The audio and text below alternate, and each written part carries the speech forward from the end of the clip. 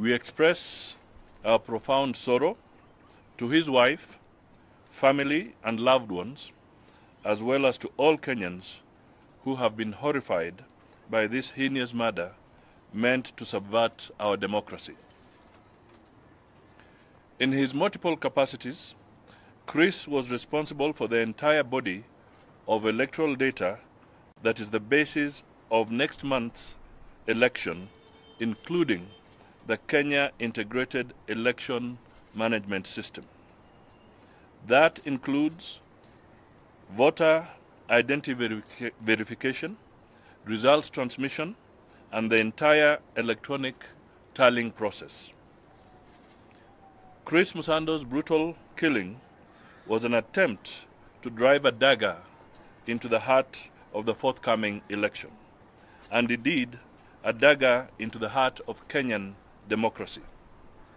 But we are totally confident that this terrible crime will accomplish the opposite and strengthen all Kenyans who will demand to have a free and fair and credible election. It is painful for us in the extreme to have to report that Chris was severely tortured.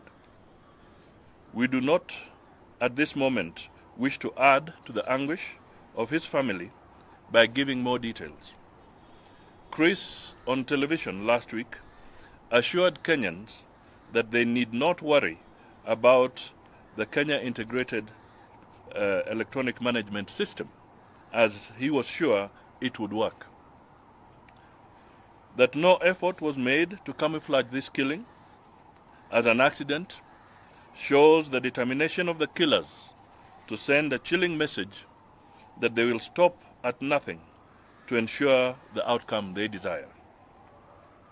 Despite our grave concern about the implications of this murder and other recent developments, NASA would like to re-emphasize and reiterate its commitment to participate in the general election on the 8th of August.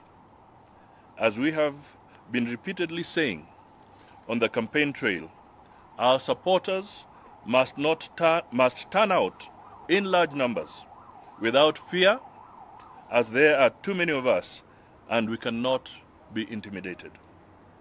On the 9th of August, there will be a NASA government, and all Kenyans, whether belonging to NASA, Jubilee, or any other party, will be assured of the fullest protection of their security from then onwards.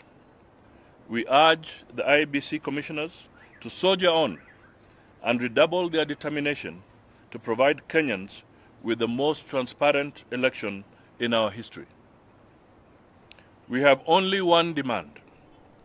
This election must meet the constitutional requirement of a free, transparent, and credible election. Thank you.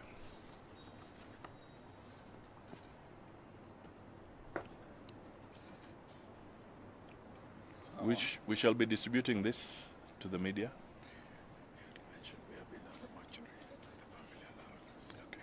Thank you.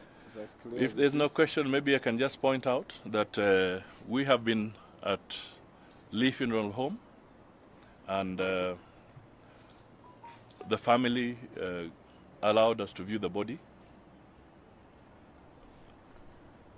It's difficult to comment about it, but it is clear that whoever did this was basically inhuman. At the same time, we also have information that Mr. Msando had actually made reports to the police a number of times, particularly at the Central Police Station, indicating that his life was in danger.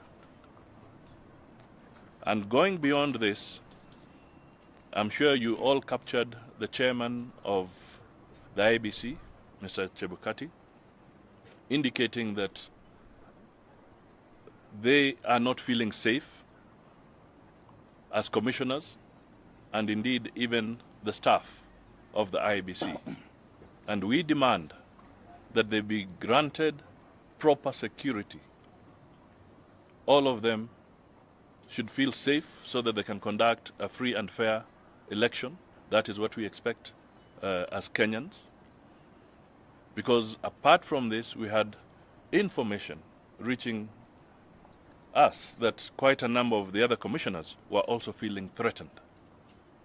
So we want, as NASA, to state to Kenyans that we should not be intimidated.